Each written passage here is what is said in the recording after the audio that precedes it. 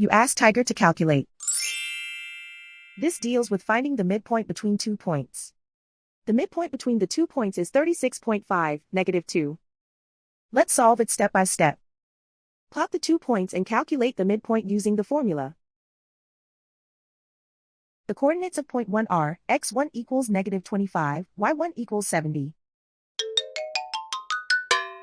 The coordinates of point 2 are, x2 equals 98, y2 equals -74.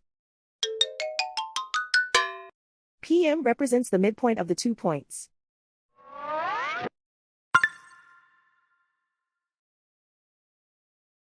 Use the x values in the midpoint formula to find the midpoints x. x1 equals -25. x2 equals 98. Simplify the arithmetic.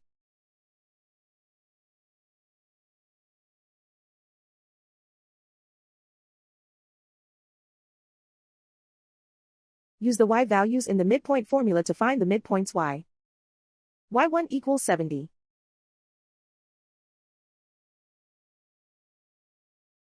y2 equals -74. Simplify the arithmetic.